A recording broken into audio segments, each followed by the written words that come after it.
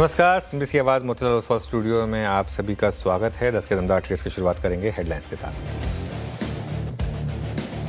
कच्चे तेल के $80 के नीचे फिसलने से बाजार में लगा तेजी का चौका। निफ्टी 70 पॉइंट से ज़्यादा की बढ़त के साथ 24,050 के निकला पार। हालांकि bank Nifty flat, mid cap और स्मॉल कैप में अच्छी रौनक। आज के बिग स्टॉक्स पड़े सटीक। सेबी की क्लीन चिट से प्राइम फोकस में लगा 5% का अपर सर्किट। साथ ही बड़े ग्रोथ प्लान और ब्रोकरेजेस की बुलिश रिपोर्ट से कोफो चढ़ा। वहीं जेफरीज की बुलिश रिपोर्ट से नवीन फ्लोरिन में तेजी, लेकिन पानी की किल्लत पर बीएमसी के एक्शन से मुंबई रियल एस्टेट शेयरों में गिरावट। ओबरॉय, गोदरेज और प्रेस्टीज 2 से 3% फिसले। कंज्यूमर ड्यूरेबल्स और आईटी में सबसे ज़्यादा बाहर। दोनों इंडेक्स 1.25 से 1.5% मजबूत। टेक महिंद्रा, इन्फोसिस और विप्रो निफ्टी के टॉप गेनर्स में शामिल। वहीं वोल्टास और ब्लू स्टार वायदा में सबसे ज़्यादा चले। साथ ही डिफेंस शेयरों में भी रौनक, लेकिन सरकारी बैंक और रियल्टी में दबाव। चार्ट जीपीटी और स्पॉटलाइट शेयरों का जलवा। कल का chart GPT share Dixon Tech आज भी करीब 4% चढ़कर बना हीरो ऑफ द डे। साथ ही मजबूत चार्ट के चलते एलटीएम, एसबीआई कार्ड में खरीदारी। उधर स्पॉटलाइट शेयर पिडिलाइट चढ़ा। और एनएसई आज सेबी के पास दाखिल कर सकता है आईपीओ के लिए डीआरएचपी। नेटवर्क की एक्सक्लूसिव खबर के मुताबिक 6% हो सकता है आईपीओ का साइज। इशू में एलआईसी के हिस्सा बेचने की संभावना कम। ओके, चलिए 10 के दमदार ट्रेड्स में काबा सर और प्रशांत सावंत जी पिछले शो से हमारे साथ बने हुए हैं। हमारे साथ रुचित जी जुड़ेंगे, रचना जी भी जुड़ेंगे टॉप ट्रेड्स के साथ। उसके बाद ट्रस्ट म्यूचुअल फंड के सीआईओ मेहर वोरा जी से खास बातचीत होगी और मार्केट टेक्निकल्स पर जुड़ेंगे हमारे साथ नोरेश मिरानी जी। डिफेंस में मेक इन इंडिया, आत्मनिर्भर भारत से देश में कैसे हो रहे हैं कमाल, ये जानेंगे हम लक्ष्मण रॉय जी से, लेकिन कुछ ही देर में। इससे पहले ज़रा एक नज़र आज के मार्केट पर। और निफ्टी अब उस 24,050 के लेवल के ऊपर है। अच्छी बात यह है कि अगर आप कैरी कर रहे हैं तो मार्केट आपको रिवॉर्ड कर रहा है, क्योंकि बहुत मुश्किल हो जाता है हर मूव को, छोटे मोटे मूव को पकड़ना। आज भी निफ्टी सपोर्ट लेवल पर आया और वहाँ से एक अच्छा पुल बैक दिया। निफ्टी में एक डिसेंट पुल बैक आया। हालांकि आज बैंक निफ्टी उतना सपोर्ट नहीं कर रहा है आपको, लेकिन आज जिम्मेदारी ली है फिर से निफ्टी आईटी ने। कल भी निफ्टी आईटी ने शानदार आउट परफॉर्मेंस दिखाई थी, आज भी निफ्टी आईटी ही आउट परफॉर्म कर रहा है। इसके अलावा consumer durables as a space काफ़ी शानदार कर रही है, जिसको लीड कर रहा है इस समय ब्लू स्टार करीब 4.5% की रैली के साथ।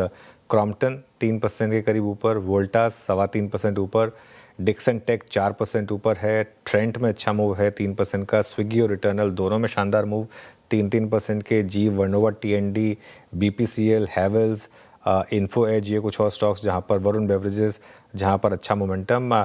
लूजिंग साइड पर Mumbai base real estate, Lodha developers 3.5%, Oberoi realty करीब 2.5%। इसके अलावा सम्मान कैपिटल में थोड़ी प्रॉफिट बुकिंग है। एमसीएक्स, एस्ट्रल, बंधन बैंक, ये कुछ स्टॉक्स हैं जहां पर आज थोड़ी सी आपको गिरावट दिखाई देगी। स्टॉक स्पेसिफिक एक्शन है मार्केट में, निफ्टी भी अच्छा परफॉर्म करता हुआ, तो ऐसे में ट्रेड्स इंपॉर्टेंट होंगे आज के। तो ट्रेड्स लेना शुरू करते हैं। हमारे साथ रुचित जी और रचना जी जुड़ रही हैं। दोनों का ही बहुत स्वागत है। Good morning to both of you. Rachna ji बताइए आपकी इस वक्त की 2 ट्रेड्स क्या होंगी? Good morning. और इस वक्त की मेरी 2 ट्रेड्स में से एक रहेगा हेवल्स और एक रहेगा बीपीसीएल। तो दोनों को लॉन्ग साइड पे प्ले करेंगे फ्यूचर्स पे। हेवल्स की बात करें तो यहाँ पे हम 1209 पे बैठे हुए हैं। हम इसमें ऐसे लगा सकते हैं करीब 1195 पे। और मेरे हिसाब से यहाँ पे मोमेंटम फर्दर पिकअप होना चाहिए।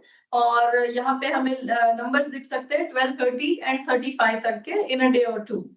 और दूसरा जो है हमारा स्टॉक बीपीसीएल, उसके भी फ्यूचर्स को हम लॉन्ग करेंगे। हम यहाँ पे ऐसे लगाएंगे 316 पे।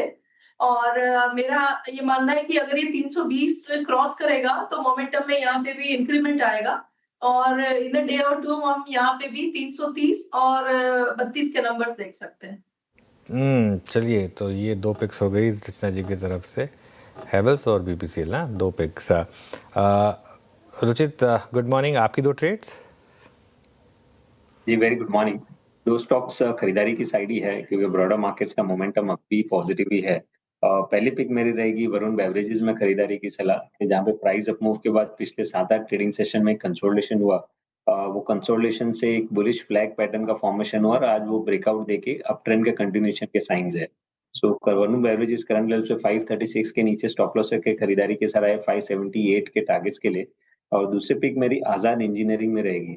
हालांकि स्टॉक अभी भी एक कंसोलिडेशन फेज में है, बट अगर आप देखेंगे तो ये पूरा साइडवेज ट्रेंड जो लास्ट 5-6 दिनों में दिख रहा है वो मोर एक time wise correction with in an up trend है।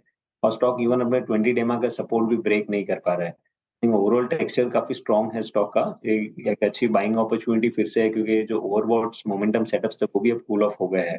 सो हम next leg of up trend का रिजम्पशन यहाँ से एक्सपेक्ट कर रहे हैं। 2100 के स्टॉप लॉस से आजाद इंजीनियरिंग में भी खरीदारी की सलाह है 2300 के टारगेट्स के।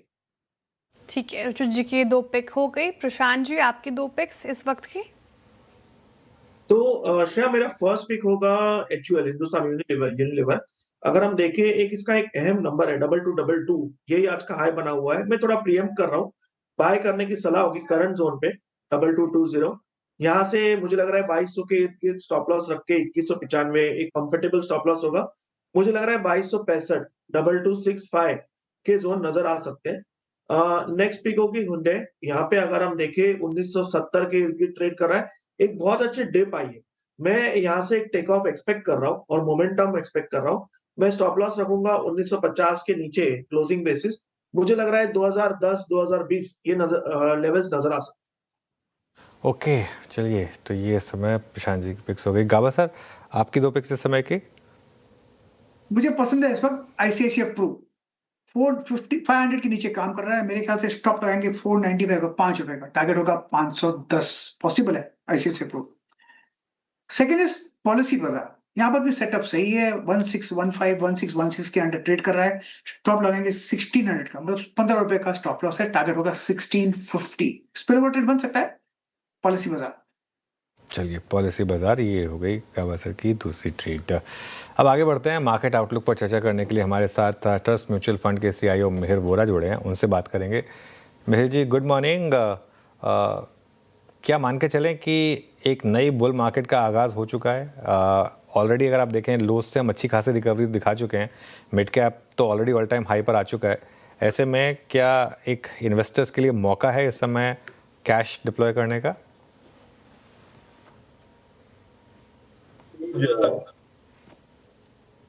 First of all, thanks for having me on the show.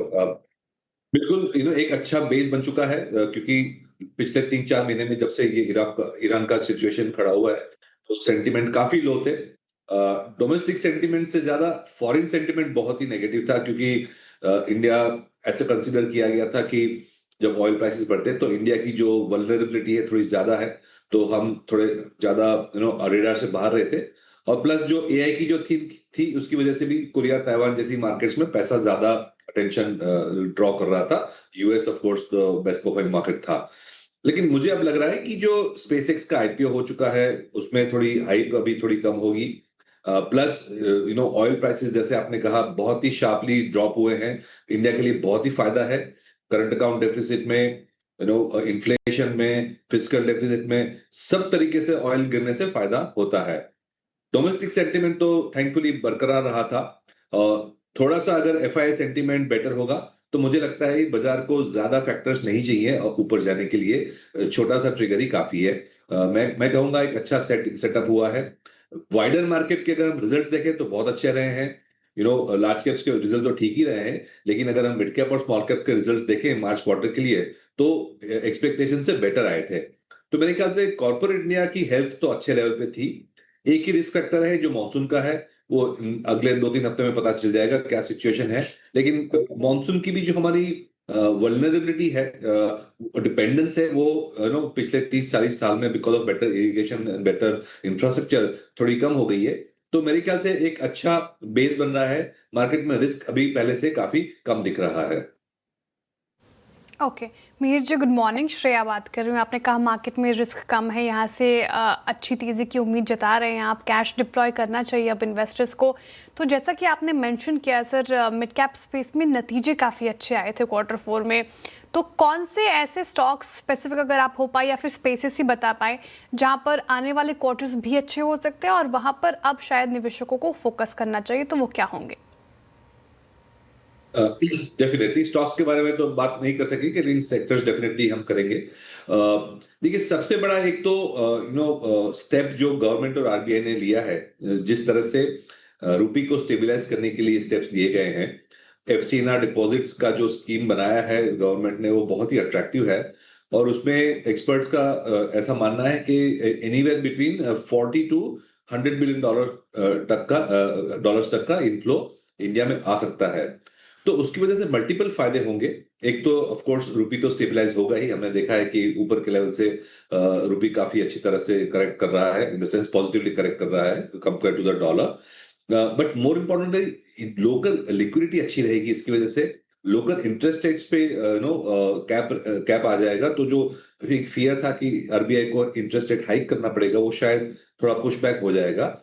And more importantly banks और एनबीएफसी के लिए जो फंडिंग की कॉस्ट है वो रीजनेबल हो जाएगी। तो मेरे ख्याल से जो फाइनेंशियल सेगमेंट है, जो पिछले 12 महीने में रीजनेबली अंडर परफॉर्म किया है, वैल्यूएशंस काफी अट्रैक्टिव हुए हैं, और ये एक अच्छा वैल्यूएशन प्लस फंडामेंटल ट्रिगर है फाइनेंशियल्स के लिए। तो मुझे लगता है कि एनबीएफसी और बैंक्स जो अभी तक मार्केट्स को ड्रैग कर रही थी, वो अब मार्केट्स को लीड कर सकती है। सो ये एक सब सेगमेंट है, मैं कहूंगा एनबीएफसी और बैंक्स, जहां पे मार्केट का फोकस रह सकता है।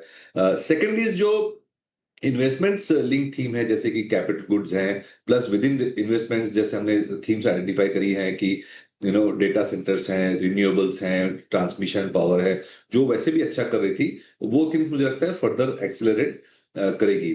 और तीसरी है कि काफी सारे जो सेगमेंट्स थे जो मिडल ईस्ट क्राइसिस और कंजम्पशन के कम होने के फियर से ड्रैग डाउन हुए थे, जैसे कि मैं कहूंगा काफी सारे जो मैं कहूंगा जो B2C ऑनलाइन प्लेयर्स हैं, ट्रैवल सेगमेंट में है, एजुकेशन सेगमेंट में है, वो अलग अलग रीजंस की वजह से काफी करेक्ट हुए थे।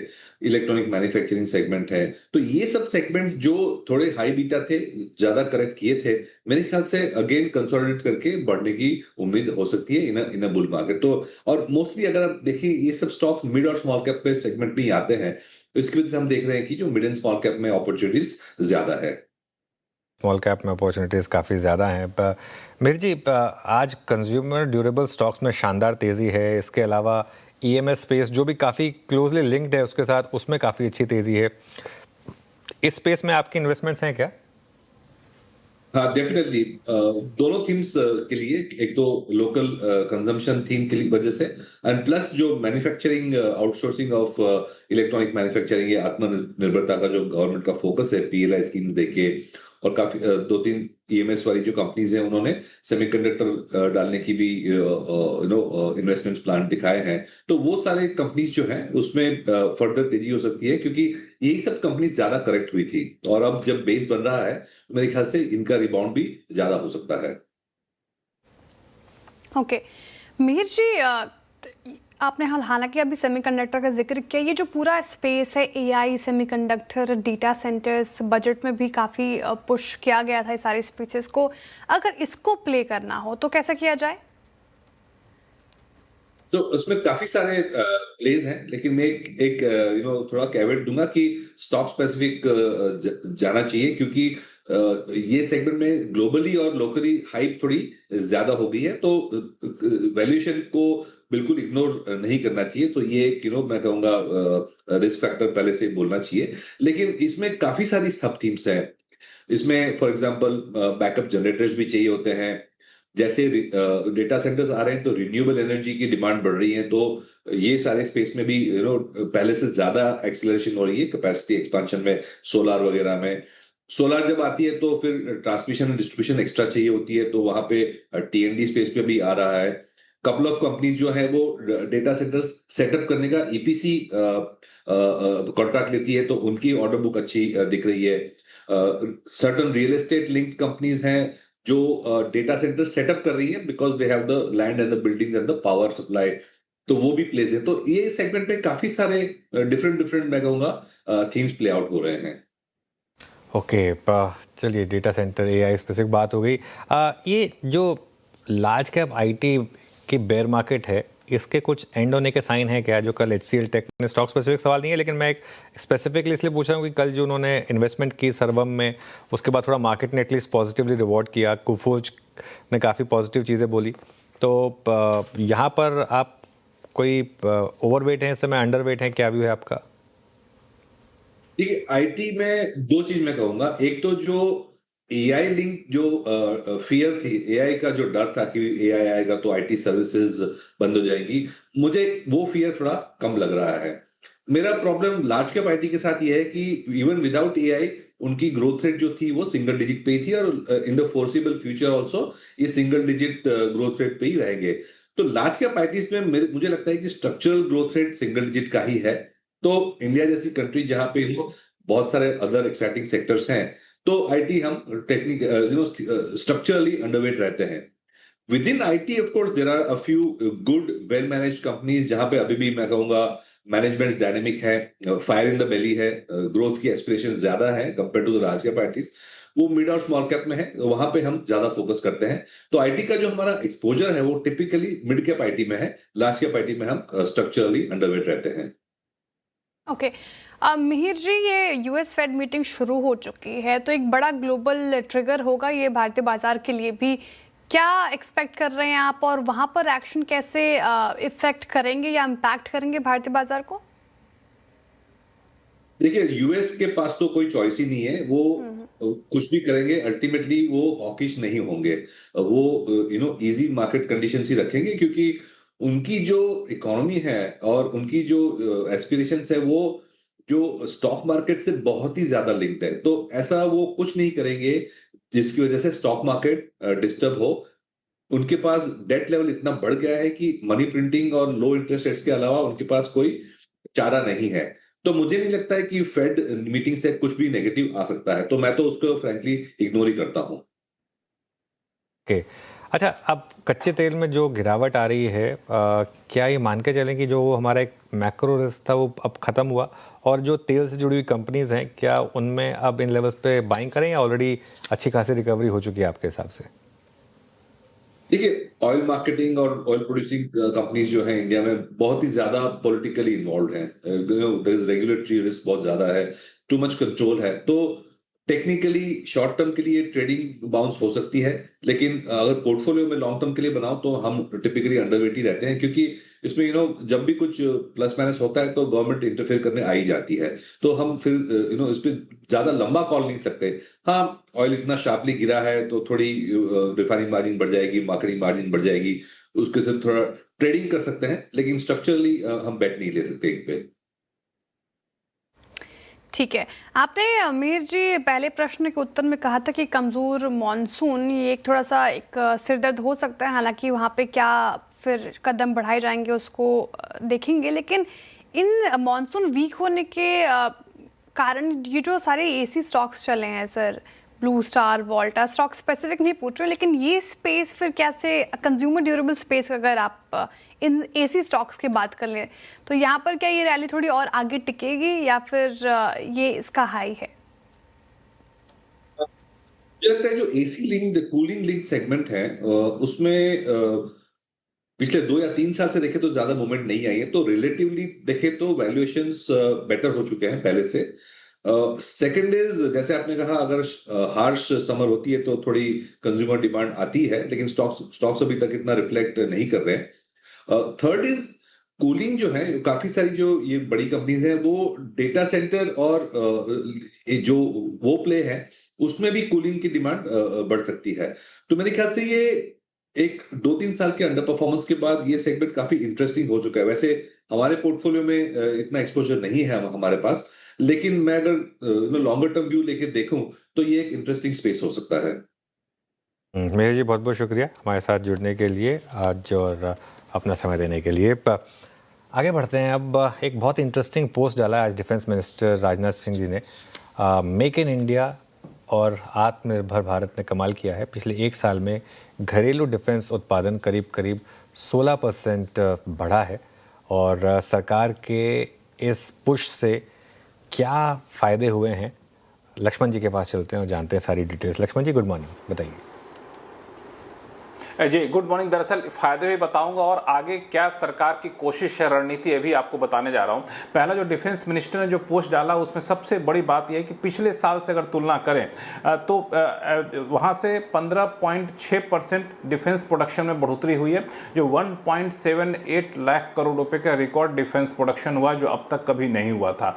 2021 के मुकाबले ये डबल हो चुका है और 2014 से अगर तुलना करें तो 4 गुना डिफेंस प्रोडक्शन बढ़ चुका है। अब आगे ये होगा कि ये डिफेंस प्रोडक्शन में बढ़ोतरी और ज़्यादा जारी रहने वाली, यहाँ तक तो डिफेंस मिनिस्टर ने खुद एक्सपोस्ट में कहा है। लेकिन जो मुझे संकेत मिल रहे हैं उसके मुताबिक बहुत जल्द डिफेंस एक्विजिशन काउंसिल यानी डीएसी की बैठक होगी और इसमें बड़े प्रोजेक्ट को मंजूरी मिलने की संभावना जताई जा रही है। आने वाले दिनों में ऐसी डीएसी की बैठक हर महीने होती है और उसमें आपको बड़े बड़े प्रोजेक्ट को मंजूरी मिलने की संभावना आपको दिखेगी। और कोशिश ये है कि टेक्नोलॉजी आधारित डिफेंस इक्विपमेंट का घरेलू उत्पादन ज़्यादा से ज़्यादा बढ़ाया जाए और इसके लिए नेसेसिटी ऑफ एक्सेप्टेंस होता है, इसको मंजूरी दिए जाने की संभावना आने वाले दिनों बड़ी संख्या में। अभी तक करीब 12,300 से अधिक डिफेंस प्रोडक्ट का स्वदेशीकरण किया जा चुका है और सरकार ऐसी 5 लिस्ट जारी कर चुकी है। सिर्फ 5 डिफेंस पब्लिक सेक्टर अंडरटेकिंग की बात करें तो करीब 3,000 आइटम इन कंपनियों ने बनाना शुरू किया है। तो यही वजह है कि जो बढ़ा हुआ डिफेंस प्रोडक्शन देख रहे हैं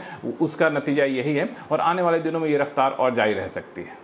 ओके, आने वाले दिनों में रफ्तार और जारी रह सकती है। शुक्रिया लक्ष्मण जी। डिफेंस आज भी एक अच्छा कमबैक आ रहा है डिफेंस स्टॉक्स में।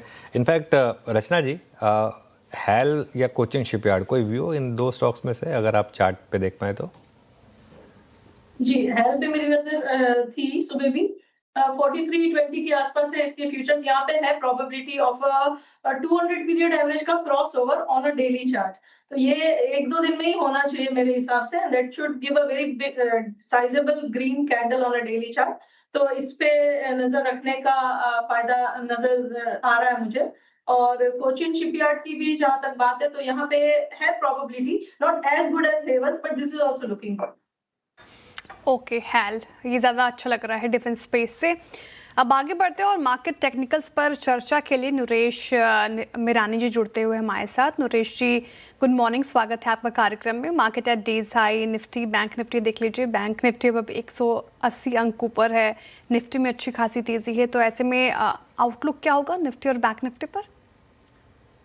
तो आउटलुक पॉजिटिव है क्योंकि अगर हम देखें तो एक रिकवरी आ चुकी है। जो डेरिवेटिव शॉर्ट पोजीशंस भी थी निफ्टी में 2.8 लाख कॉन्ट्रैक्ट्स थे, वो कवर होके 2.3 लाख आ रहा है।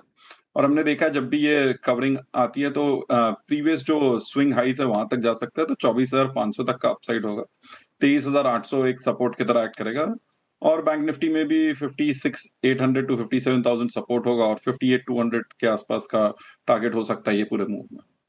Okay, big breakout bank Nifty में। अब देखिए 57,500 जो हम बात कर रहे थे ना कि एक बार 57,200, अगर आपने 57,200 के ऊपर ट्रेड करना शुरू किया 57,500 तक का मूव आ सकता है। सीधा देखिए एक शॉट में सीधा आप 57,500 तक गए और अब 57,500 के ऊपर टिक गए तो फिर 58,000 का भी मूव ओपन होगा।